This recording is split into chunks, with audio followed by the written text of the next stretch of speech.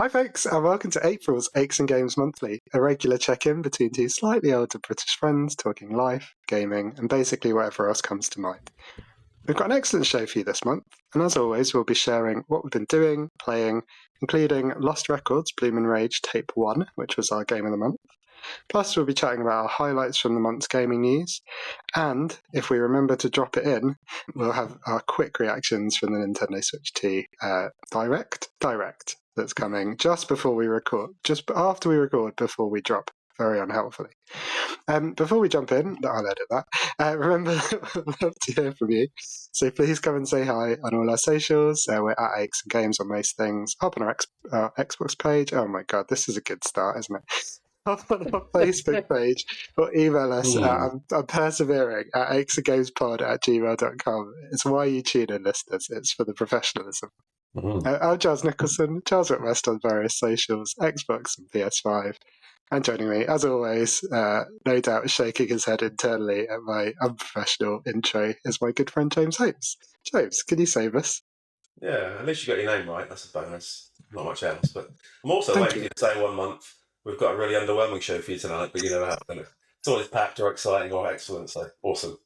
Sets up a very high bar for us to fail to meet. Anyway, yes, I'm James, Charles' friend from school and the olden days, and I do a lot of stuff these days. Do a website, do Facebook, bit of TikTok, other bits and pieces, and You Have to Laugh on social media and James Boy 1978 on PlayStation Network. Feel free to add me or not, as my notifications continue to pop up on my phone despite it being on Do Not Disturb. That's me, Dallas. How are you?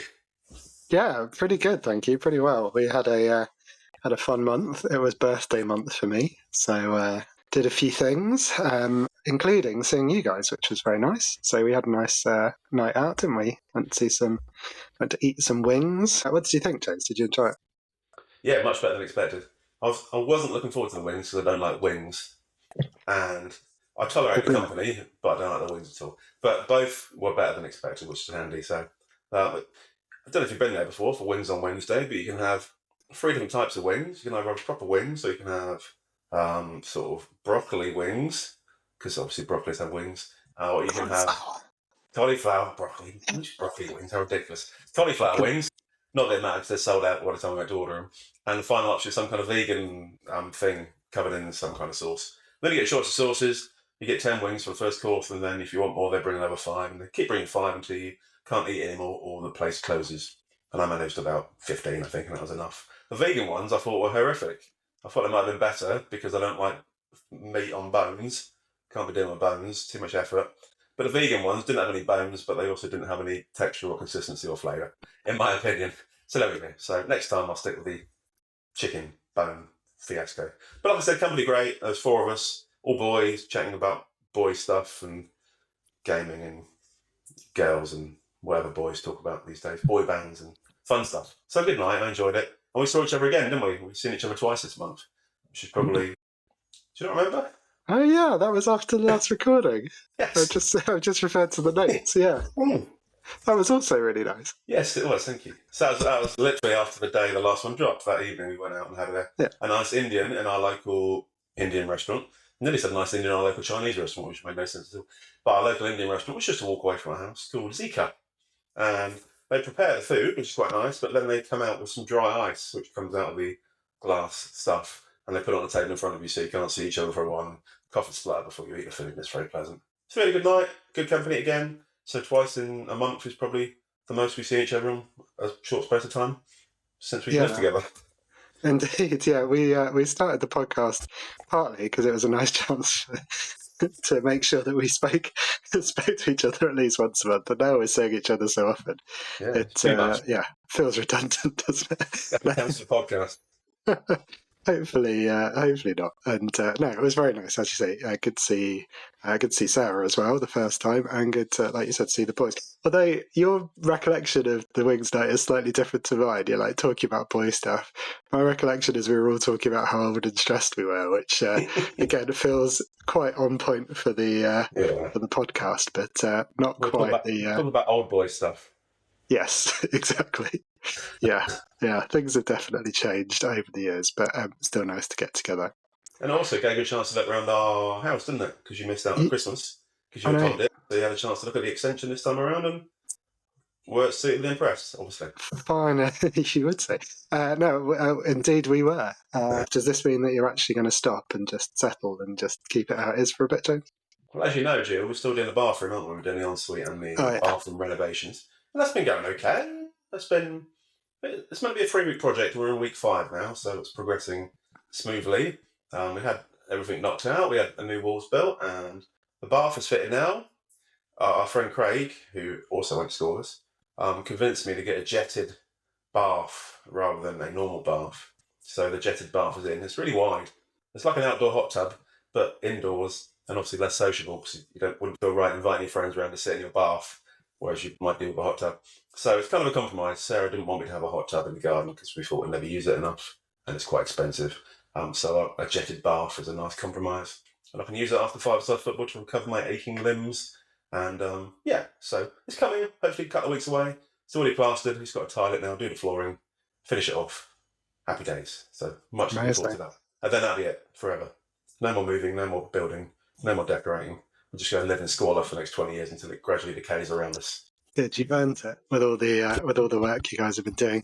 I've not been doing any work apart from Wings Night. I mentioned birthday. On my birthday itself, we went out to a new restaurant, which is a bit posher than our usual choice, called the Braywood, between Wakeham and Maidenhead, and had a set menu, so it was reasonably affordable, but still very impressive, very delicious, very sort of creative. The service was not too fussy, which was quite nice. They weren't too pretentious. But yeah, if you go there on a normal menu, you're likely to spend upwards of sort of 200 to 300 quid for 2 of you, which we definitely would not do. But their set menu was like £39 for 2 courses or £45 for 3, so much more reasonable, and really, really good. I went to see Richard Herring as well at the Town Hall, I think. No, Concert Hall it's called, isn't it? In Reading, which I've never been to before, which is a bit weird because I've lived here for quite a lot of my life and gone to quite a lot of comedy at the other venues in Reading, but not there. It was a bit sad to see a not full, quite small venue for someone who used to be on the telly. And having seen Stuart Lee, his sort of former sort of double act partner, in the Hexagon not long before, he's definitely the one who's still got the success. But Richard was really good. It was a show called Can I Have My Ball Back? Partly about the fact that he's had testicular cancer. But it was surprisingly upbeat. And we've had a couple of those now because we went with Craig to see Ed Byrne fairly recently. And his show was about the death of his brother. So all in all, it's cheery comedy all around. But yeah, so we've had a really good time. Anything else from you, James? I was going to say, just recapping some of your points, Charles, I think if I was going to pay £200 to £300 for a meal, I would want a very fussy service. I'd want a free massage and some bit of karaoke and maybe some inappropriate touching for £300. But being only pay for a set price, it's not too bad. I was also going to say, with the two of us on this extremely famous podcast, it'd be interesting to see which one of us turns out to be Herring and which one's Lee in a few years' time. Which one is going to continue to be incredibly famous and which one is going to fall back into the gutter and have half-empty podcast listens in the future. So there we go. So yeah, congratulations on a busy month. Ours wasn't massively busy. Joshua's been quite busy. He's got his mock SATs this week. So we had his first mock SAT today. SATs are the standard attainment targets, thingies, standard attainment tests. Some do his tests and standards and attainment. So he's having a SATs breakfast of the week, so he gets to go to school an hour early so he can practice over breakfast with toast. And then he gets to do his SATs. So he's done some spelling and grammar today and he's doing a bit of maths tomorrow. So the first ever proper tests. So hopefully he does well and hopefully he doesn't panic too much. I never really minded tests. I used to quite enjoy them. Don't know how you found it. Did you enjoy tests? Yeah, I'm a crammer, so I kind of like the thrill of the last minute rushing around, desperately panicking about ruining my future life chances. It's sort of double-edged sword, but I was always quite good at them, which I guess helped after you get a bit of sort of positive feedback after the first one. I suppose you fear them a bit less and enjoy the adrenaline. So I like adrenaline. Remind you you're alive, doesn't it? Adrenaline's fine unless you can start to feel it running down your leg, in which case it's probably gone a bit too far. Talking about birthdays, Joshua went to a birthday party yesterday and did a VR experience in fashion. which is about 20 minutes from us. So it's 8 children, and they go in and do VR stuff involving shooting monsters and shooting each other on teams and individually. Loved it. So yeah, had a great time doing the VR yesterday. They were shooting some spiders and monsters, and it was quite bloody and gory. And they said the monsters were naked, which is a bit strange. So we'll come on to our come on to a game that involves scary monsters later on. But yeah, he enjoyed it, had a good time, did quite well, and they all had individual stats coming out at the end of it, which we got sent as parents to see how well our children got on. So I recommend that one. In Faction, quite cheap, very very quiet on Mother's Day yesterday. So he was one of the only groups there. So they had a nice time. Yeah, I was also going to mention AI, wasn't I? I was going to mention AI because you would have noticed on our social media or our social channels that we've had a little bit of a rebrand, predominantly because I was bored one night and was typing in random prompts into different AI free packages to see what popped out. So some were awful. I was typing similar prompts into lots of different websites, and some were very poor, crappy graphics and rubbishy little logos, and some were really cool. So on about the 87th attempt, we generated one that looked okay. I sent it to Giles, and Giles said, yeah, it looks okay. However, I'm quite anal, so therefore, can you change this little bit, and that bit, and that bit, and that bit, and that bit, and that bit, and that bit? And that font is half a point size bigger than that font, to do all that. So we went back and did all that, and then it turned out quite nice, and I quite like the new logo. So check out our social media if you want to see the new logo. And if you're watching the video, or if you're on our podcast, you'll probably see the logo in the top corner. And it's quite nice. Although there's some whizzy bits of lightning strikes and all kinds of crap I was doing with AI. Great fun. So that's the good side of AI, like it. But then the negative side of AI, annoyingly, possibly as a consequence of doing AI stuff, our Facebook page, Rates the Game, suddenly turned into a farm of awful AI rubbish. So Giles mentioned a while ago that there was a kitten working at McDonald's on AI, and that was quite cute. So I looked at that video because he told me to. And since then, my entire feed has been full of AI garbage. Randomly, muchly related to animals being covered in barnacles and rescue teams scraping barnacles or setting fire to barnacles or rescuing animals, lassie-like, that have come to help rescue another friendly animal who's been tied up in some cage. Ridiculous.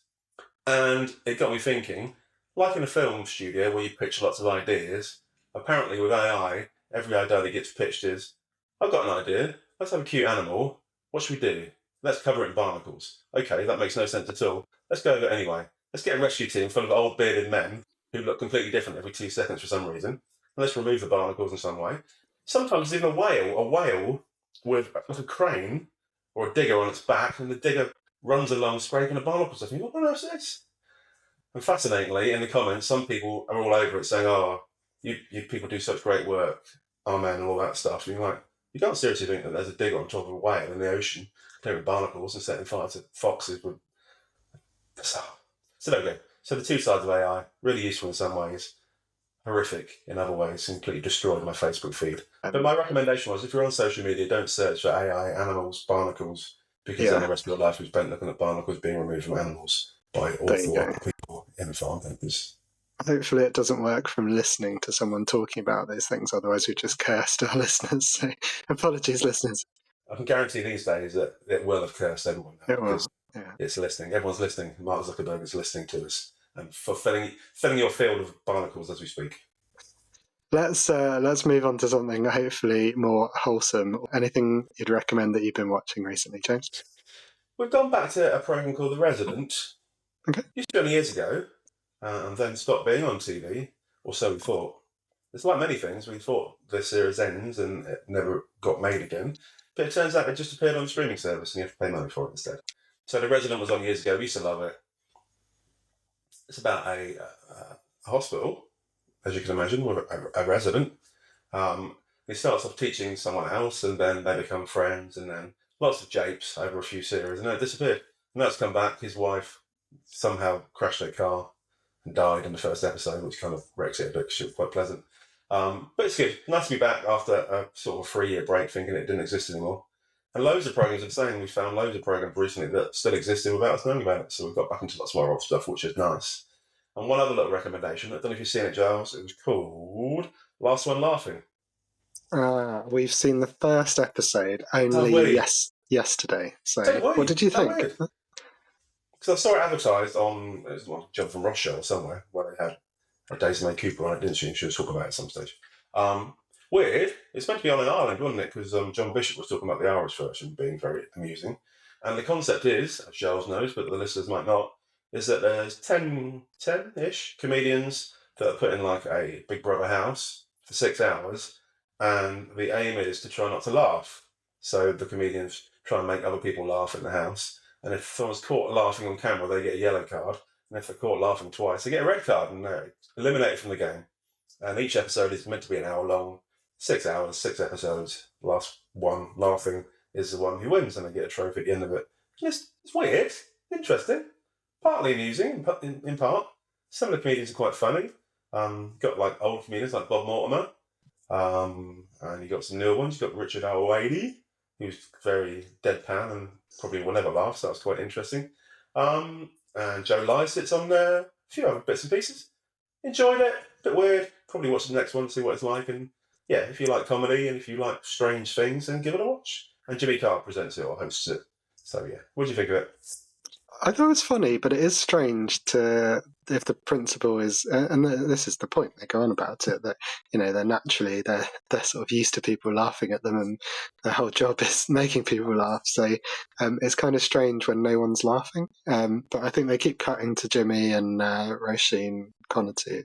Yeah. Roisin. Yeah, is in the other room, and I think they kind of cut away to them laughing just to sort of make it feel a bit less weird. That it is funny, you're allowed to laugh a lot. I'm looking forward to maybe getting into it a bit more. I think it might be one of those things that kind of grows on you. So definitely give it another go. Anyway. In terms of what we were watching, a couple of things to recommend. We watched the Agatha Christie 3-parter, which was Towards Zero. Classic Sunday night drama, and some of the scenes in the sort of below stairs, old-fashioned house where you've got the servants and stuff. Some of those were filmed in a place called Tinsfield, where we'd been the afternoon of the first episode, so that was also a bit strange. But beyond that, it was just, I think, a really good Agatha Christie. It was a sort of strange setup that a dying or elderly lady invites her sort of potential inheritors to her house on an island or by an island, although it's slightly strange that one of them turns up with their current wife and their ex-wife, which is probably unadvisable. And it was just a really good little 3-part thriller, so I would recommend that one. Speaking of very good, White Lotus, we're now on Now TV, watching series 3. Did you watch either of the previous series? No, I saw a thingy talk about it on Jonathan Ross. What was it, Emmy Lou, someone. Not Pete Prison. Yes, no. She talked about her teeth on Jonathan Ross. That's the only reason I know. I saw the clip and I thought that was really harsh, actually. She took it very well and sort of responded. She's obviously used to being asked about them. They are extremely prominent. If you've not seen her, she has very, very prominent front teeth. But yes, Stephen Fry, I think, was asking, wasn't he, about her teeth, and was she annoyed at people always talking about them? Which, if she'd have said yes, would have been a bit awkward, even for someone. Yeah. Even someone as sort of charming as Stephen Fry could be, but luckily she said no, she's okay with it, and it's a really good show. If you haven't seen the first 2 series, they're on now. They're on Now TV at the moment as well, or I think it's HBO in the States or most places. The White Lotus itself is it's a sort of chain of kind of posh hotels, resorts. First series was based in Hawaii, I'm going to say, Honolulu, possibly. Second was in Sicily, and this one's in Thailand. And it usually sort of focuses on the, rich sort of customers, not necessarily nice people, complicated and usually quite sort of, they'll have some mysteries to them, or they'll have some secrets that they're trying to kind of keep to themselves. And this one is definitely no exception. I won't go into any spoilers, but we're not quite up to speed anyway. But it's really well written. It's really interesting. Characters are pretty much universally horrible, except the staff are always kind of nice and interesting. So there's enough people to not want you to turn off the TV, because it's worth a watch. I'd really recommend it, James, if you ever get a Now TV month in the future. Cool, will do. Thank you very much, James. I was going to watch anyway because of Thingy with the Teeth being on What's It, so yeah. Anyway, right, we've talked a lot. It's game time, as they Games, say. yeah. Let's talk games. And shall we start with our game of the month? Lost Records, Bloom and Rage. Tape 1, technically, which I'll keep trying to remind myself because it's Yeah. second part's coming out in a bit, isn't it? But what did you think? Yeah, so we've both been looking forward to it for a long time, haven't we? Since we saw the trailers, like a few months ago, we've been talking about it a few times. It looked quite vibey, didn't it? It had a nice nostalgic 90s vibe to it, we believed. And obviously we were almost at our peak in the 90s, although I said last month I still don't think I've peaked yet. I'm still waiting for the peak to come. Back in the 90s we were young and agile and virile and full of beans and zim and zest. So we were hoping it's going to be lots of 90s songs and a soundtrack and a big 90s vibe, but it actually started off quite slow. I think we both thought it started off quite slow. So you start off, you're a girl. Can't remember what she's called anymore because I played it a few weeks ago. Swan. She's called Swan with two N's. And it starts off with her in a car park talking to her mum on the phone. And that bit is very slow. You have a conversation with your mum, and then you slowly get out of the car, slowly walk to the bar, and then you slowly meet up with a friend in the bar who you knew 30 years ago when you were young. And yeah, you were kind of a bit of an outcast back then. You didn't have many friends, and then you met up with some people during a day out filming some stuff for a little cute documentary you were making. And then the people that you meet turn out to be really good friends because of their shared experience. And then it told you all about that summer and how they went on adventures and how they found a nice little hut somewhere in the middle of the woods and made it their own and decorated it and spent time on the beach and sort of discovered the world and each other during that summer. But somehow there's a bit of a dark undertone because for some reason they haven't spoken at all for the last 30 years. And it kind of alludes to it in the first tape, but it doesn't make it perfectly clear. Although it might be the bit that happens at the end that is a reason. Anyway, so generally, good game. I like the graphics. I like the characters. There's like a quite gothy character who like playing guitar and was a bit sort of strangely socially awkward, but quite sort of cool. There's another one who's quite serious, very intense, and there was another one who is kind of a bit cooler, sort of friendly, a bit more well-rounded, called Alton. So you can kind of think back to people in the 90s that you went to school with or worked with and associated with characters. So that was quite nice. And like I said, it had a really nice vibe to it. Some of the background songs were quite nice. The environment was good. It sort of reminded you of when you were going through the 90s and sort of discovering yourself and building friendships for life and all that kind of jazz. So it was nice to play through. Wasn't much action in it. You had a few choices at different times, so like what your cat was called and how you decorated certain things, but it didn't really have any massive impact on the game. It kind of felt a bit like a walking simulator sometimes. You're just sort of going places and doing things that the game told you to do without really having much input. But got a bit lively towards the end, got a bit odder, went a little bit supernatural, had a bit of an incident disaster towards the end of it, which kind of livened it up a bit.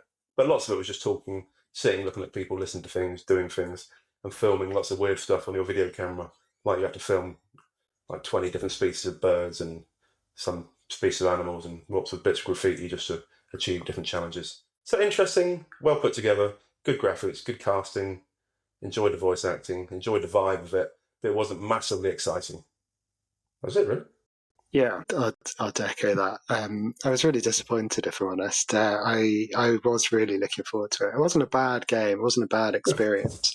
But just based on what I'd seen in the trailers and before release, and based on being a big fan of Life is Strange, who it's by Don't Nod, so the same team. I was really looking forward to it. It just didn't really click with me, unfortunately, and pretty much the whole time through. It did improve, definitely. Yeah. I really liked the sort of atmosphere, the setting. There was lots of nostalgia in there for me, like you said, James. I think they mentioned the X-Files. They had a Dark Crystal video lying around, and there's sort of video transitions and things definitely were well done. But literally at one point, it said press square to reminisce, which made me chuckle a little bit. So I reminisced by pressing square, and it went off on a story about the past. And also there was a nice bit where, I don't know if you found a video game cartridge at one point, that if you picked up the video game cartridge in their little rehearsal area, you could press a button to blow into it to clear it, so you could put it back in whatever fake N64 was in front of you. I agreed it was really slow to get going. Also thought it felt a bit clunky in places, but the characters were really sort of interesting, and that kind of kept me involved. The little pivot to something spooky came at just the right time for me. I wrote down a little note to myself, which was, it feels like they've read a lot of Stephen King, and they went from Stand By Me and then into the more sort of supernatural side of his work. And then literally in the voiceover, one of the characters said, "Oh, it's gone from Stand By Me to a bit Blair Witch," so nearly the same.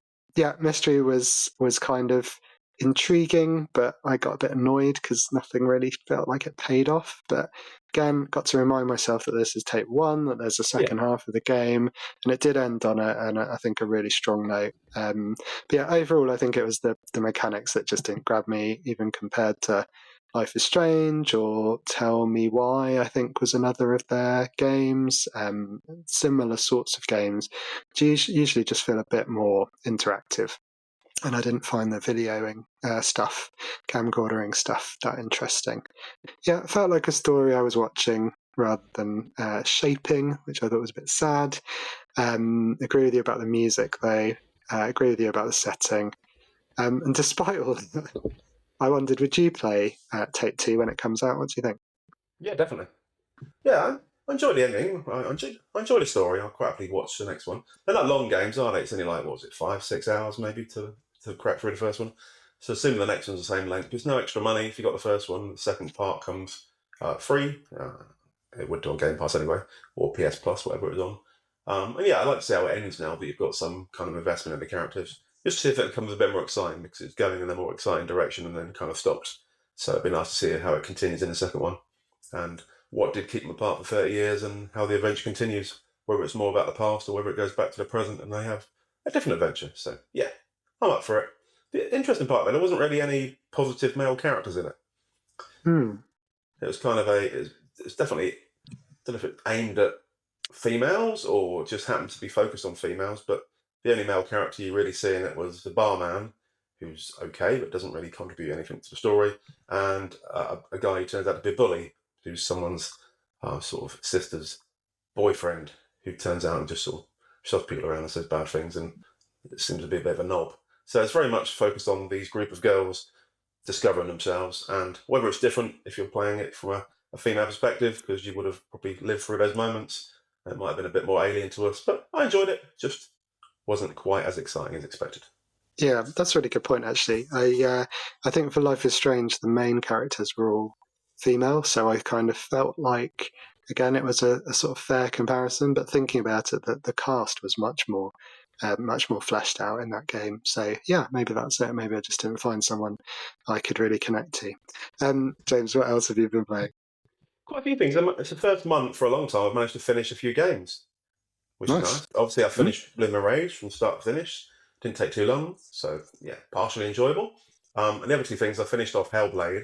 I think I mentioned in the last episode that I was going towards the final boss, and you alluded to the fact it was going to be incredibly hard, and then it wasn't, and I was a bit underwhelmed because you sold it and it wasn't that hard. I had moved it down to easy to make it a bit easier to play for it, but it was fine. The ending was obviously really weird, as you'd expect, and the rest of the game was really weird as well. So in the end, the whole game's about mental health, really. It's not about something that's physically happening to her. It's something that is only happening in her mind, in her own psyche. So that's kind of the fascination of the whole game. And in the end, you think she's dead, and then she's not dead, and then she thinks she's fallen apart mentally, and then she's not. And all very interesting. So I like the ending. Bit different. And then I also liked afterwards you get to see a little making of video. And it's nice to see how much effort they put into the mental health side of things. So they had people who suffer with psychosis coming in for months on end to give their views on different parts of the game and to try and convey how it felt and sounds and looks to them as people who suffer with the disorder, and how it comes across in the game to try and give that impression. We mentioned before about wearing headphones for the binaural sound, and that gives a little feeling of voice in your head, which gives you a tiny idea of what it might be like to suffer with that kind of thing. And also some of the visuals, sort of some of the tunnel vision, some of the glowing lights, some of the fact that you focus on little things and think they have a massive significance in the world when in reality it's only significant in your own head. So that was really interesting. I thought it kind of set the game in a different light for me afterwards, looking at the video of how it was made and how it was actually really sympathetic to someone with psychosis. So great game. Well, thoroughly recommend it. I will try the second one at some stage, although I know it's a very different type of game. But yeah, I really enjoyed that one. So that was one of my favourite games for the last few years. So that was my one finish. And then my other finish was Indiana Jones and the Great Circle. Still an awful Every title, still a great time. game. Yeah, I know. So I know we've talked about it a lot in the past, but yeah, me and Sarah played through it together and got to the end. And the whole thing was just a jolly, epic movie adventure, really, wasn't it? It was like being in a movie that's never been written and you were playing the lead role. So really good. Again, graphically, I thought it was perfectly good. Some people moan about the graphics, but I thought they were perfectly pleasant. The voice acting was really good. It sounded like Indiana Jones from the olden days. It looked like Indiana Jones from the olden days. The story was very much an original Indiana Jones type adventure, over the top, a bit silly in places, comedic in parts, and just a giant storyline in movie format. So the ending was good. Lots of good set pieces, lots of things you don't expect to see. Yeah, won't give too much away in case people still haven't played it, because it's only just coming out on the PlayStation soon, I believe.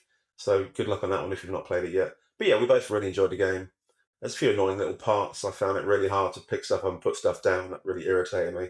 So every now and again, you'd try to fight someone, you end up just with a camera in your hand, waving it around. You're like, I don't want to hold a camera. Let me put the camera down. And then for some reason, every time you walked through a door or climbed a ladder or went for a little thing, the weapon you were holding just fell out your hand. And you're like, that's really annoying. You didn't seem to be any way of putting it away in your pocket or anything. I was like, so there we go. Apart from that, really good game. And apart from the other main character, who was called Gina, 90% of the time, quite liked her. 10% of the time, couldn't stand her. So there's a big sequence towards the end. Obviously, the whole thing's about Nazis, as you know. That's not really a spoiler, because it's an Indiana Jones film. They're always about Nazis. But there's this big scene where you're trying to creep around and avoid some Nazis. But for some reason, Gina keeps just running up to Nazis and sort of shouting at them to attract your attention. I'm like, we're trying to get away from the Nazis. What are you doing, crazy lady? So for a good half an hour, me and Sarah were hating Gina because she kept annoying Nazis and getting us killed. Very annoying. There you go. Apart from that, great game. Nice ending. Really enjoyed it. What was your view, Stu? Well, when I saw your note about Gina, I was going to go full Will Smith on you and get my wife's name out of your mouth because I thought she was great. I thought she was a really good companion up there with Marion from a couple of the films. But now I see what you mean. It's more sort of her forthrightness with Nazis when you're trying to sneak around.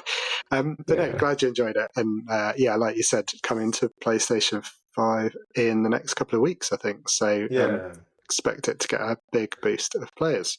I haven't finished anything apart from Lost Records this month. I've had a pretty intense month all in. So I've really enjoyed my time back on those Lonely Mountains Snow Riders, which I mentioned last month.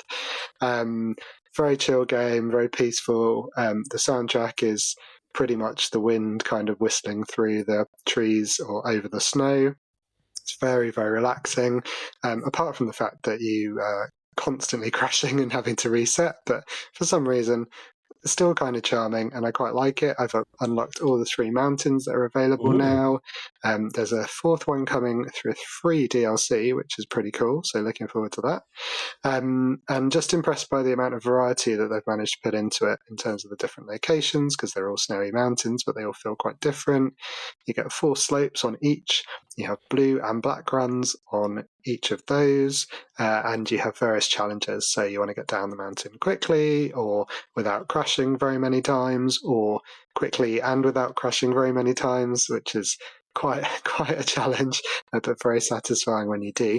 And yeah, just highly recommend it. You can there's lots of multiple routes to go down, so it really feels like that sort of sense of exploration.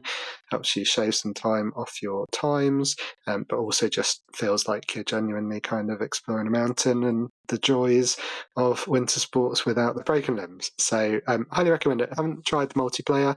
Not sure I'm that bothered to try the multiplayer. I quite like it. It's in the title, Lonely Mountains. Don't want to be surrounded by people. That's part of the appeal. All about the isolation. Yeah. Anything else you've been playing this month? Yeah, 2 things. Football Manager 24 I mentioned last month and the month before. I've managed to get Reading second in the Premier League now, and we also won the Europa League and the FA Cup. So yeah, all over it. So, and they've just expanded the select car leasing stadium to 40,000. So I'm very happy with that one. So really moving in the right direction. with our new owner, Jack Power, who's a lot better than Die Young, though, which is awful. So there we go. So hopefully that will turn into reality at some stage in the next 5 years. We shall see. But good fun. And I've also finally cracked open my Christmas present from my father-in-law, Silent Hill 2. And I've played about 2 hours of that one so far. I played a little bit with Sarah, and Sarah found it the most disturbing game she'd ever seen, so she gave up on it and doesn't want to play it anymore. It's not a shame. But roughly speaking, I'll talk about Silent Hill for 4.5 minutes. So it's an old game. It involves a main character called James, which is always a good name for a main character, I find. And he received a letter from his dead wife, who was called Mary, in her handwriting saying, I'm something to do with I'm at our special place in Silent Hill. I was like, that's really weird. She's been dead 3 years. But I'll go and check out anyway, as obviously you would do after 3 years. Your spouse had died and you buried her. You would then go off to a knackered old place you used to visit occasionally to see if you could find her. So he turns up at Silent Hill, and it's not the nicest of places, disappointingly. So he turns up there. There's a roadblock in the middle of the road, so you can't drive in it. So instead of going, oh, that's an awful place, let's go home again, he gets out of the car, goes around a side track for a graveyard, meets a random woman who said, there's something wrong with this town, it's not just a fog. So for those who haven't played the original, the whole place is full of fog, there's just fog everywhere. So you have things creep out of you in the fog to make it a bit more atmospheric. And she said there's something wrong with the place and not just a fog, which I'm assuming means she was talking about the fact that the entire place is abandoned, completely battered, there's massive holes in the road, everything's covered in grim scaffolding, and there's lots of monsters that come and vomit on your face. So I'm assuming that's what she was referring to, but she could have probably mentioned it in a bit more detail. So you carry on through this road, and it gets annoying at first because you get on this new map. You pick up a map from a little map stall, and it shows you all the roads you go down. And then every road you try to get down, it turns out there's a massive sheet wall in front of you, so you can't get past it. And I'm like, this is really weird. I've been every possible direction now, I can't get past these sheet walls. And then, obviously, in the end, you work out you have to creep along a side passage through someone's house and back garden. And then you get into the next part and see the first monster. And Sarah found the monsters very creepy, and they were very creepy. Yeah, so weirdly, the first type of monster you meet is like a big sort of gooey human-looking thing that sort of looks like it's been stitched up. It's wearing a thong for some reason, and then it's got stitching all down the middle, so it's like its head's been stitched to its body, so you can't get its arms down. It's sort of just wriggling around towards you. And then to attack you, it vomits acid at your face. So you kind of creep up to it with your big stick with nails in the end of it and whack them around the head a bit. But then after you've whacked them like 3 times, they vomit in your face and you lose health. So you have to jump out of the way to avoid the radioactive vomit. So that's a pretty fascinating start. There's also some weird spiders on the floor that come running at you, so you whack them with a wooden stick as well. But it's there's a bit of stealth, a bit of adventure. You smash windows so you can get into properties. You find clues, you find little bits you put together to go through different parts of the map. And as you go through the map, it ticks off different bits you've completed that bar or that shop. Puts a cross on place you can't physically get into. And you're meant to just walk through this adventure looking for your dead wife. So I'm really enjoying it so far. Like I said, it is really foggy, but the graphics are really good. I've not met any other characters yet that don't vomit repeatedly in my face, which is annoying. Obviously, in real life, you'd probably avoid a place where people just kept vomiting at you and it had been abandoned for years. But this bloke, James, is so desperate to see his dead wife that he's going to plough through regardless. And I'm with him for that. And fair play to my namesake, James. So I'll continue to play that and see how it goes and report back more next month, but without Sarah's input because she hates it. Yeah, I can kind of see why she might not be a huge fan. It sort of sounds like late 90s trips to Wetherspoons. Sort of strange-looking characters vomiting everywhere, and a sort of sense of impending dread. So yeah, I mean, it might still be the case. I've not been to one for a while, but you can pick up syringes and stab yourself with them to restore your health. So that's another nice dynamic. Okay. So like in The Last of Us, where you put those random bandages in random places and that somehow cures you. At least this one, you stick a syringe in your arm and it mops up all the blood from you. Somehow. Interestingly, though, a nice dynamic, or a nice mechanic, should I say, mechanic dynamic, is on the controller. You can see your health because on the DualSense controller, the lights change colour depending on how unwell you are. So that's cool. The more unwell you are, your controller goes red. You get a red zigzag around the screen, and there's lots of blood over the back of your jacket. If you inject yourself, you go back to being green, the blood disappears, and you don't have a ring. So, yeah, fascinating. Great game. Excellent. Yeah, my last one was Avowed. I'm I'm plugging my way through that one. It's an action-adventure, first or third-person RPG. It looks beautiful. It starts off with a brilliant cinematic. The Living Lands, which is the area you are in the world of Eora, is colourful. It feels massive, despite being allegedly quite a small game. We'll come back to that. And I'm really enjoying it. There's a really good sense of discovery. It's quite lore deep. If you want to read everything, you're going to be there for a long time. There's sort of ancient history, a bit like Tolkien and Middle Earth. You can read about the sort of history that this character who's left a book lying around through the ages. If you want to do that, you can. Otherwise, it's completely not relevant to the story or sort of, essential to the story, sorry. You're an envoy from a rich nation, which everyone else resents that nation. So you're sort of up against it, being sent to this area, which is infested by a plague called the Dream Scourge, I think. So it's a classic setup. A couple of things that stand out for me, real sense of adventure. You unlock the map. It's sort of fogged off at the start, and where you've walked will be fog free, so more fog from the Silent Hill previous entry that we talked about. You clear bits of the map, but then obviously there's still quite a lot that you can't see, so rather than unlocking a whole area, you literally just just literally see where you've walked. So that always gives you a sense of, I wonder what's around that corner. And the way the game's designed is there's usually is something quite interesting around those corners, so it's sort of very easy to get sidetracked, and in a very sort of natural and very sort of creative way. They're very good at getting you interested in side stories. You don't feel like you're sort of veering off course. You just feel like you're veering towards something that's happening. For example, I took a bounty on a troll that was up in some mountains outside the main city in the first area. Went up there, stumbled across a big ancient sort of underground shrine thing, which had its own little story. Met someone who had kind of lost their party down there, their sort of exploration party. Found a kind of crazy religious zealot worshipping a massive shrine in there. There's all kinds of stuff going on. Finally did that. Got a rare weapon for my troubles. Went on, found the troll, dealt with the troll. On my way back, there was someone who was a farmer who had been sold a really terrible piece of land that he couldn't farm, and he wanted my input. And so in this sort of quest to do a side quest, which was just a bounty to take down this troll, I'd found 3 and actually maybe even a few more little stories along the way. So, what I would say, it's sold as a short game. I'm now probably 20-something hours in the second area. So that annoys me because that was one of the whole reasons I was keen to play it, was it was a shorter RPG.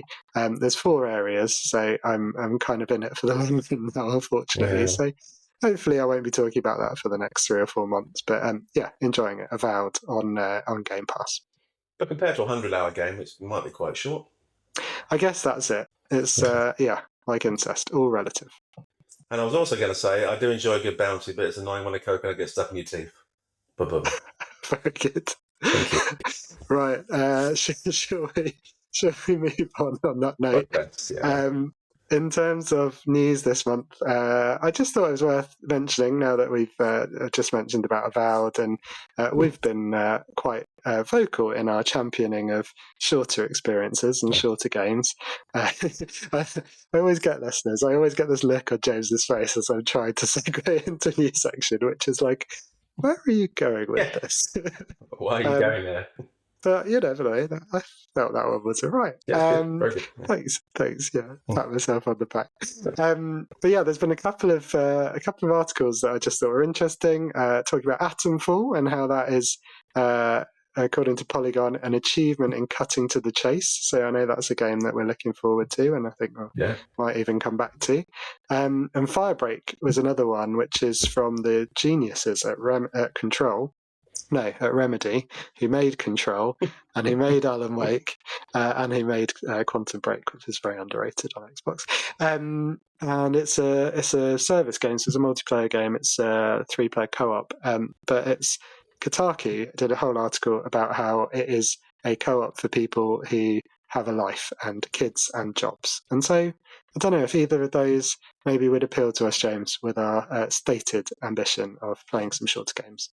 Yeah, I do have a life and I do have a job and Yeah, kids. So I and have, kids. yeah, triple threat, me. Oh, So yeah, Atom Forward, been looking forward to anyway. That does look really good and really gorgeous in a British type way. Well, English type way, really, and it's in Cheshire or wherever. Yeah, the other one sounds good though. Not seen that at all, but that sounds fun. Well, you mentioned it. There've been rave reviews of Split Fiction, isn't there, this month? That's another, obviously, couch co-op from the people who made the other game that we played that we both loved, which I've just forgotten. It Takes Two. Great game.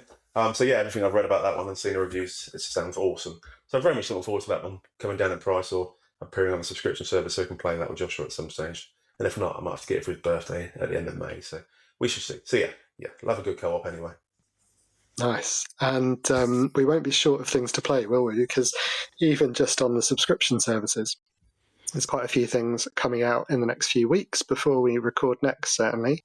Were there a few things that you wanted to pull out, James? I think you'd mentioned in the notes. I'll cover them briefly. Active Fall we've already covered. It's sort of a survival type horror type thingy.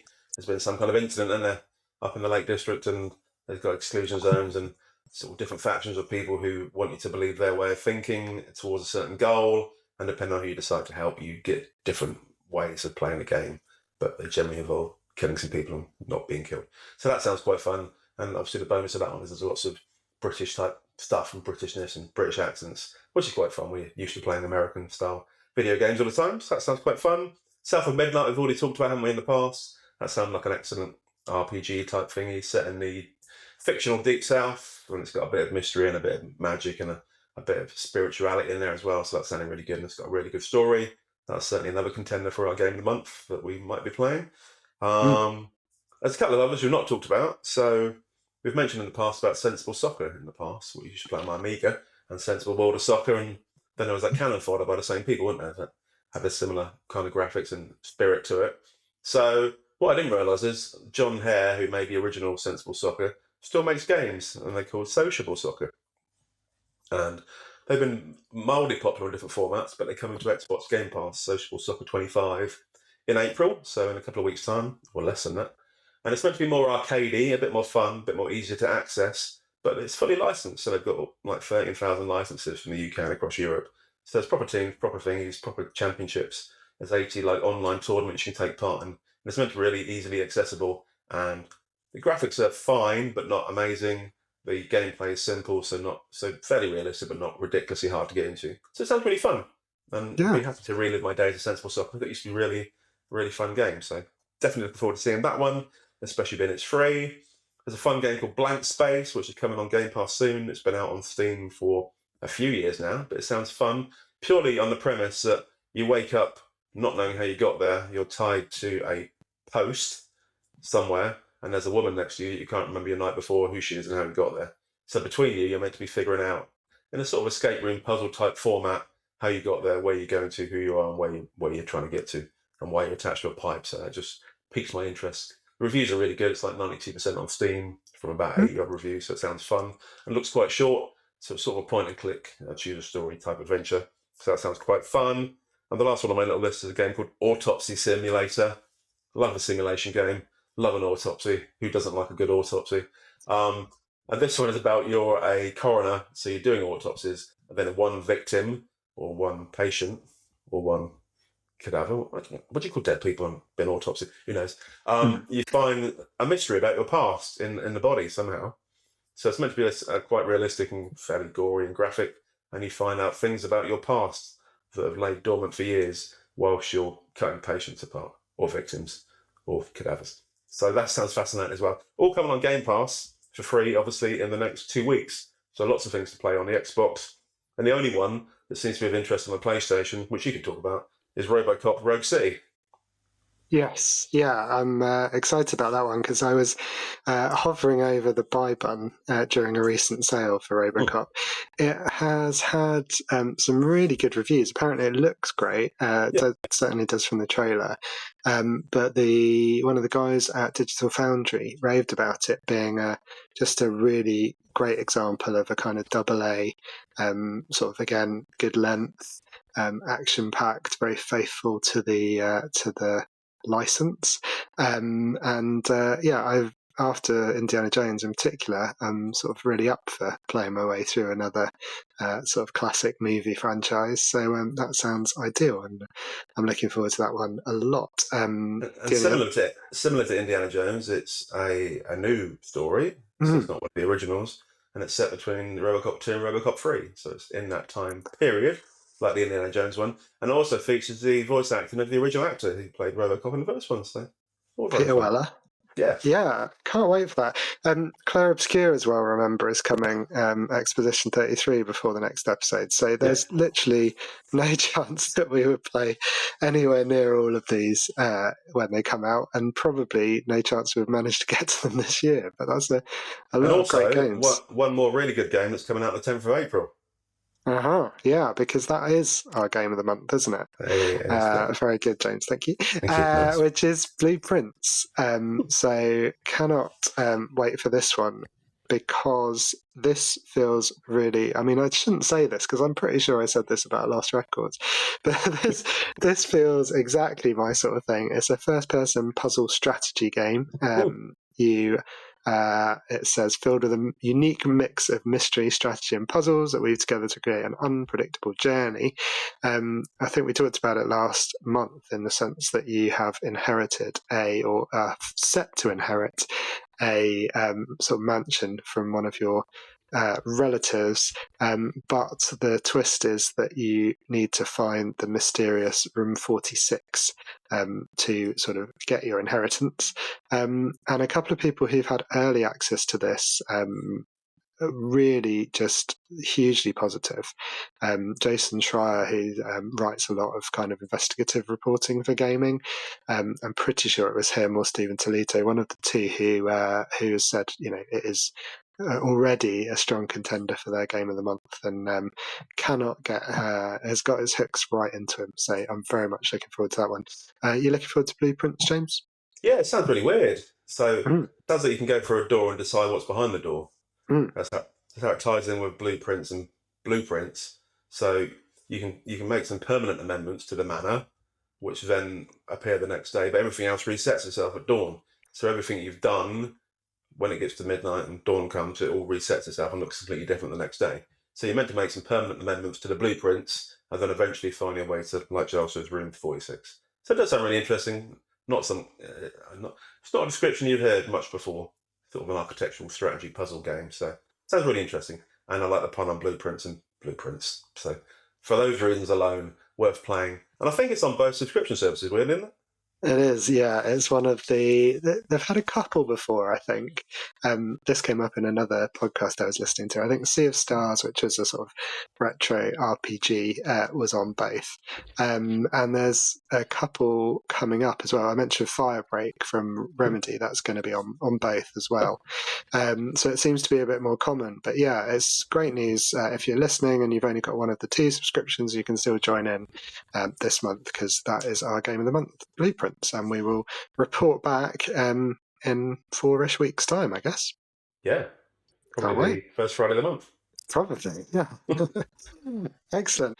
Well, it looks like we did remember to insert this bit about the Switch 2. So hot off the press, just coming off its reveal earlier today in the UK, and in time for Friday's episode, we thought we would give our quick reactions. We got quite a full-on presentation. There was about an hour's worth of content. But James, what's your kind of high-level thoughts? Should we start with the system itself? Yeah, I think better than expected, actually, I think. And obviously we've heard some reviews, we talked about it a bit in the past, didn't we? But they seem to be good. I found the technical specifications are a bit lacking so far. Didn't mention much about the processor or the internal bits and pieces, but obviously the screen's bigger. It's not an OLED screen, so that's a bit disappointing. It's an LCD for the first iteration, so that's probably one negative. But it does show in 1080p, which is nice for the actual screen. And if you put it into the deck, then it goes to 4K, which is nice. And it supports HDR in both situations as well, which is nice. It's a bit bigger than it was before, so a bit of extra inchage, which is always nice for bigger games, I suppose. Obviously, lots more onboard memory, so that's something like Used to be 32, didn't know it's 256 gigabytes in storage. That's really good. 2 USB-C ports. It's got some funky features. 120 frames per second, which is nice. Much better than the old one. So yeah, lots of good bits to it. And that's excluded the new features, which I'm sure we'll talk about in a sec.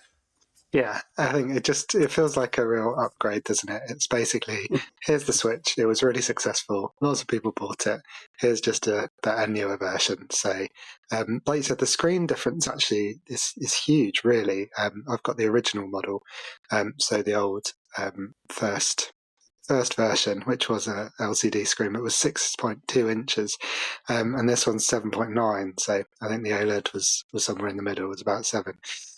So when you look at that as a diagonal, that's actually quite a lot more screen real estate. And I thought, I've never used, I think I tried to use it once, the Switch in that like tabletop mode where you kind of prop it up or put it on its stand and then try and play as two people. The old Switch, the screen was tiny, so that didn't work. They've also made some of the buttons bigger, which for us grown-ups with reasonably sized hands, I think that's going to be a big improvement.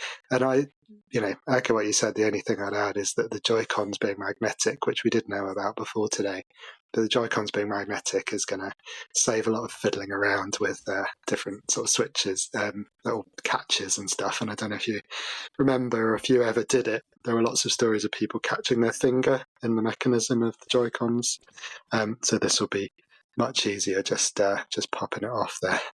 For any of our video listeners, James is having some real video camera problems at the moment. So for our audio listeners, I was bravely trying to soldier on, but I think you're there now, James, aren't you? Everything's fine, yeah. Always fine.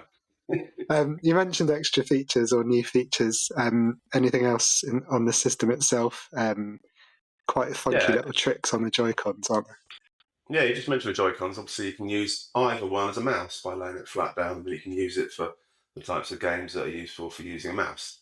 Can't think of that many of them without a keyboard, but there are some that are good for mouses and clicking through sort of adventure-type games, which a few have been announced off. So yeah, nice feature. How often you'd use it is a mystery, but yeah. So in terms of the tech, pretty good all around, I think. Yeah, I think they demonstrated Metroid Prime 4 using it as a sort of first-person shooter mode. And I know lots of PC players will go on about how much better keyboard and mouse is. This would be controller and mouse, I guess. Controller for your direction in one hand and then using the mouse for aiming and shooting. So yeah, that'll be a big plus. Anything else, James? A couple of cool features. It was the game chat and the game share, wouldn't it? They both had the word game in it, and they both had some other short words next to it. So there's a C button, isn't there, that you can press on the Joy-Con and on the console, I think. And you can do some chatty stuff. So it looks quite fun. They also sell a separate video camera, so you can sort of do your face on the screen while you're playing games together. So you can play separate games and have your face in the middle of it, or you can play the same game and have your face in the middle of it if you want to, which is quite fun for interactivity and chatting along while you're playing games. Good for people who like podcasts and listen to things while they're playing with their friends. So yeah, good. I like that feature. I think one of the games announced was Split Fiction is coming on launch as well. So that kind of chatting thing through with a co-op type game would be quite good, I think. So that's good. And Game Share, you can share games, as the name would suggest. So yeah, I think you can share them up to like 4 different people on different systems. So you have one physical copy of the game, and you can play with your friends cooperatively on up to 4 systems using just one copy of the game. I believe that's what it sounded like when I skipped through it earlier, so hopefully it's accurate. If you're going to buy one, don't buy it based on that recommendation alone, because that might be complete leather rubbish. But it sounded good on the video I watched. Indeed. Don't sue us, everybody. But being able to show your face and see each other is really interesting. And it's interesting it's Nintendo, who I would have thought are quite sort of cautious about online stuff in general. And, a lot of their customers are younger, so it'd be interesting what sort of security they put on that, because I imagine that one could be misused, unfortunately. Yeah. And also all the backwards compatibility stuff as well. It's always been a big feature mentioned before, and it's going to have a massive back catalogue of games you can play. Some games you're going to play perfectly. Some games have a Switch 2 edition, where potentially you pay a few extra quid and you get a much improved version, like we did with the PS4, PS5 type stuff. And some have a few minor issues on it as well. I think I mentioned Alan Wake was going to be on there, but had a few minor issues, but was backwards compatible. apart from that. So yeah, lots of good things. So lots of good bits. What do you think of the price? Expensive, but then everything is, isn't it? These days, I think that's an interesting point. I mean, yeah, I noticed you had to pay to upgrade, and I think that's Nintendo have been very good at getting sort of additional money out of people buying or rebuying the same games for years, as Sony's doing now. Yeah, the price of the console, I mean, it's probably not expensive realistically when you think of all the components involved and how prices are, and with the risk of tariffs. I mean, we record today on the 2nd of April. Who knows what prices will be like on the 3rd? But I think it's just interesting now if you compare that price to, say, a digital PS5 or the Series S in particular, as a kind of entry level into what really is kind of the same generation. It is the portability and the flexibility of the Switch, which is the selling point. But yeah, they're no longer the cheap option, I would say. Yeah. So it looks like $395 for the base unit, and then maybe $429 with that plus the Mario Kart World or whatever it's called. Yeah, Mario Kart World. It's called that. So That's yeah, the one. not horrifically cheap, but again, like Charles said, not horrifically expensive compared to some of the other bits. And obviously, they sold 150 million of the Switch, the first Switch. So there's a massive market out there that have been waiting 8 years for something new and exciting from Nintendo. So I guess if you really want one, you're going to pay the 400 quid and crack on. Indeed. Yeah, just before we get to the games and then we'll wrap up, the only other thing I noticed, the addition of GameCube stuff to Nintendo Switch Online, exclusive to the Switch 2, was interesting. My first reaction was, I feel like they've ported every single GameCube game they could to the Switch itself. But then turns out no, because they brought out Wind Waker, which I think will be a big selling point for that service. So I know that's a lot of people. It's in their top Zelda games, and I never played it, so I would be curious on that if I were to jump in, which I'm not sure I will at launch. In terms of the games, any sort of highlights that stood out, any themes, just before we wrap up? Yeah, there's a few third-party stuff, wasn't there? Obviously, we mentioned Mario Kart World already, which is a massive, big one that they're using to sell it. There's no other like Mario type game come out. There's no new Zelda game announced, so not a lot of that kind of stuff. We mentioned Metroid Prime 4 Beyond. Street Fighter 6 sounds good. That'd be nice to see that on there as well. Elden Ring's coming over. There's Donkey Kong Bonanza, which is obviously another traditional big Nintendo franchise. And other stuff, third-party stuff like Cyberpunk. It's nice to see Cyberpunk 2077 being able to be played on a Switch, which obviously is nowhere near at the moment. So obviously shows the leap in technology that games like Cyberpunk can be shown on there. I've alluded to Split Fiction just a minute ago. That's the massively reviewed game at the moment. So that's the kind of thing you can sit on a Switch and play together with a friend or family member, sharing the access to the license. That's cool. Final Fantasy VII, there's loads of fun stuff on it. Whether they be as good as the PS5 or the Xbox Series X version, or whether they get their own special bits, who knows? But not much in terms of exclusives, apart from the ones you'd expect to be exclusive in terms of Donkey Kong and the Mario Kart game. But you? Yeah, no, I think you've probably mentioned them. I think those big hitters from the third parties, Elden Ring, Cyberpunk, and Final Fantasy VII, those are big gets for the system, and just show that we're looking at a lot of the games really from kind of this generation of the home consoles, but the ones that Switch had really no chance of running, those will be, I'm sure, massive on the system. Although again, it's sort of question who it's going to appeal to. Those are very sort of mainstream, quite older, darker games. So that'll be interesting. And then, yeah, I just noticed Donkey Kong. I thought it looked really fun. Sorry, Kirby, I've got no interest in you. But yeah, no Mario, no sort of Mario platformer. New Mario Kart looked good, but interesting. Like you said, no Mario and no Zelda. Good point. So the last mainstream Mario game, Super Mario Odyssey, was a launch title, I think, for the Switch, or certainly back in the early days. So that's years and years that team have been working on something. So I'm sure we'll see it eventually. But yeah, overall, I thought there was quite a lot to be interested in. Too much for a working day, so that was a bit annoying. Too much for a 10-minute slot, so we've gone a few minutes over. But in general, quite impressed. Still not convinced. I don't feel I'm desperate for it. How about you, James? No, I very rarely feel desperate for anything these days at my age. But like I said, the big third-party games coming over, we've got them all already on the PlayStation and the Xbox, so there's no excitement to watch them on a Switch, particularly on a small screen. Not a massive fan of doing things on a small screen. I like them big and bold and beautiful. And the Nintendo exclusives, I've never been particularly thrilled about. Mario Kart's always been fine for a bit of fun with friends, but it wouldn't be something that I'd be going, wow, another Mario Kart game that we play that on my own at home on a tiny screen. So no, nothing outstanding for me, and it gives the existing users something new to look forward to.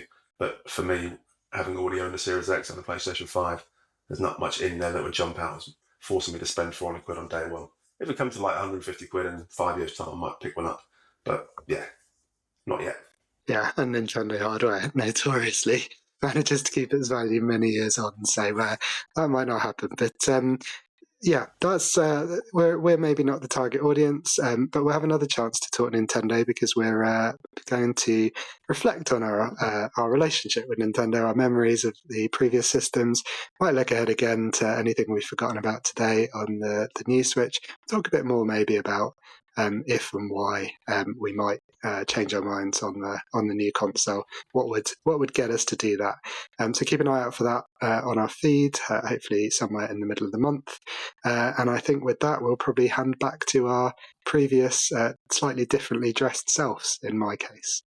Yes, exactly the same dress as my case. And with that in mind, I think that's probably the show, isn't it, James? Yeah, I wouldn't mind giving a couple of shout-outs to Yeah. Maddie and Scotty, who are currently in Rome celebrating their 25th anniversary. So I hope they have a lovely time. Hope the weather's nice. Hope all the monuments are as attractive and impressive as you expect them to be. And I hope they come back still on talking terms and have a great time. So, yeah. Maddie's going to miss a football match annoyingly, but apart from that, good luck to them. Hope it's great. And also, we have a new listener this month. And I should have written the name of the person down. I was hoping you'll be able to look it up and edit it back in afterwards. So I WhatsApped it to you, didn't I? I said I was so excited because you had a new listener who said they were catching up on all our podcasts and they're going through it in order. And if we gave him a shout out, he'd probably hear it in a few weeks' time when we caught up. So it may be that he got bored on episode 2 and gave up completely, in which case he won't hear this at all. Or it may be that Giles will rapidly start typing things in and come up with his name in a second, in which case I'll refer back to it shortly. But I can't not mention him because he actually sent a message and said he was listening, which is great. Also, while we're waiting, I wanted to shout out to the Veteran Gamers podcast, who shouted out this last month. They're three gamers of a similar age who talk similar things, but they do it for a lot longer. They have a weekly podcast, and it lasts about 2.5 hours per podcast, which is crazy. Don't know where they find the time for that one, but they talk about similar stuff and often talk about similar games, but they swear a lot more, and it's a lot more rambling, and they have some random sound effects. So if you like that kind of thing and don't have enough of us whibbering away for an hour a month, feel free to check out those as well. And I know Giles listens to some gaming podcasts as well, so if you want to shout those out while we're here. Yeah, well, firstly, I'm a good host, James. So I remember that Fraser Moores is the name that you're thinking of. Awesome. So welcome, Fraser. Yeah, we've had a few new listeners over the last few months, which is good. We welcome, obviously, long-time listeners returning. We appreciate you, but it's always nice to have new people join the fold. Yeah, and I was just going to say 1 hour, one decision. I think it's called 1H1D, where they use the Surprise Me random generator in Game Pass to choose a game to play for an hour, and they'll decide if they're going to keep playing it. Lightweights, we play for 4, so so no, they're really good, they're really funny, worryingly slick and professional, and very much worth a listen. That's very much a bite-sized podcast, so about sort of 30 to 35 minutes. It's what we pretend we are, but then we always look at the clock at the end of these episodes and realise that we've gone on far longer than intended. Now, check them out if you've got time, but obviously if you've only got time for one podcast every month, that'll be Aches and Games, dropping first Friday of the month. And a big shout out to my wife, Sarah, who has finally got through about 5 episodes, so she's only just under a year behind now, so she's catching up rapidly. And if she keeps on the same pace, she'll be up to date by about... Excellent. Well, that's the show. Please remember to like and subscribe to the podcast. Consider giving us a 5-star review. That really helps. Pushes us up those searches, and it just makes us feel kind of good about ourselves, which is always a nice thing to do, isn't it? There's enough terror and misery in the world. We'd also appreciate a follow, and feel free to interact with us on Threads, most social platforms. We're at Aches and Games, Facebook page, Aches and Games, or by emailing achesandgamespod@gmail.com. I'm Giles Nicholson. How about you, James? I was going to say, if you do contact us on social media or email, we will shout you out on the pod. We might not remember your name, and Giles might have to look it up, but we will get there eventually. So please do reach out. We love hearing from you, as Giles said. Yeah, that's it for me. I'm starting a new roster at work tomorrow, so we're going to be loads and loads and loads more early starts and more late finishes. So it's going to be tough to squeeze the gaming and everything else in, but I should give it a go. And obviously, I've peaked this month for 3 finishes, so hopefully I'll continue with Silent Hill and Blueprints and those other 15 games we're looking forward to, and hopefully survive somehow the month of April. And enjoy Easter for everyone who celebrates that kind of thing. And yeah, see you all this time next month, or in the Easter holidays for the special. Don't forget the special. Thank you. Good night. Sounds good. Take care, everyone. See you next month, first Friday of the month, for more Ace and Games. Bye-bye. Bye-bye.